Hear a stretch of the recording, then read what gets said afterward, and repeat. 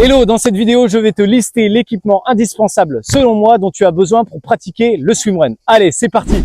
La combinaison de swimrun en néoprène ou une trifonction. La combinaison te permet de te protéger du froid et également d'améliorer ta flottaison. Favorise une combinaison avec un zip avant comme celle-ci.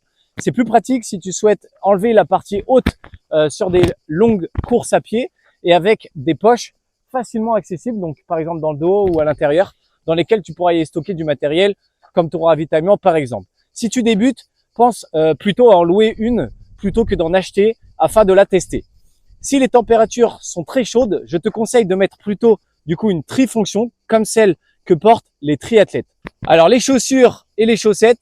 Les chaussures te permettront de te déplacer en course à pied sans te faire mal aux pieds et sans glisser. Alors quelles chaussures choisir? Cela va dépendre du terrain sur lequel tu pratiques, mais plutôt des légères qui accrochent bien sur terrain humide et qui évacuent bien l'eau afin de ne pas avoir cet effet éponge au pied en sortant de l'eau. Il est également important de mettre des chaussettes afin d'éviter des frictions et les ampoules. D'ailleurs, plutôt des chaussettes hautes afin d'éviter que des petits cailloux ou des grains de sable rentrent. Si cette vidéo te plaît, n'hésite pas à mettre un petit pouce, des lunettes et un bonnet de natation. Afin d'éviter d'être ébloui par le soleil en nageant, je te conseillerais plutôt de partir sur des lunettes avec des verres miroirs. Concernant le bonnet, il est également important d'en avoir un afin d'éviter les pertes de chaleur et de tenir tes cheveux, enfin si tu en as.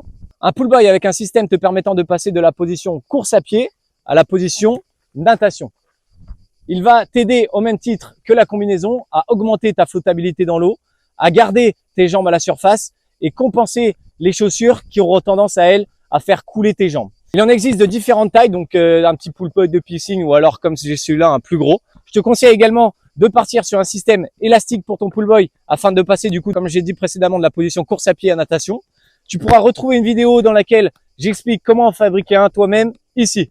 Les plaquettes. Alors les plaquettes, elles te permettent de nager plus vite car elles augmentent la surface d'appui lors de tes tractions. Alors il en existe de différentes tailles et de différentes matières, donc en bois, en plastique ou encore en carbone. Comme pour tout le matériel, c'est à toi de tester cela sur tes différents entraînements afin de trouver ce qui te correspond le mieux. Alors, une longe, si tu es en binôme, la longe, c'est une corde élastique qui te permet d'être relié avec ton binôme. Si tu décides de faire du swimrun en binôme, bien évidemment, elle permet de s'entraider à tirer le partenaire le plus, entre guillemets, faible, que ce soit dans l'eau ou sur la terre ferme. Tu pourras retrouver une vidéo où j'explique comment fabriquer une longe toi-même ici.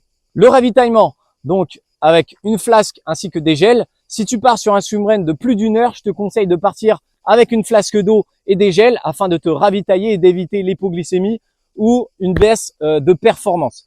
Tu pourras ranger ce ravitaillement dans les poches de ta combinaison, par exemple. En bonus, je rajouterai le Top Kangourou que voilà. Donc, c'est un débardeur avec des poches. C'est très intéressant afin de ranger du matériel comme ton ravitaillement, tes plaquettes ou encore ton bonnet ou tes lunettes. Concernant l'équipement en eau froide, je te conseille de partir sur par exemple un bandeau en néoprène ou une cagoule, des manchons ou encore des jambières afin d'éviter la perte de chaleur, la perte d'énergie ou encore l'hypothermie. Et enfin, une bouée de sécurité. Si tu nages tout seul ou en eau libre, pour raison de sécurité afin d'être vu, je te conseillerais de nager avec une bouée de sécurité. N'hésite pas en commentaire à me dire si tu as un autre équipement qui te semble essentiel. Si tu as aimé cette vidéo, pense à t'abonner, à aimer et à activer la petite cloche pour ne rien rater des prochaines vidéos. À très vite pour la suite.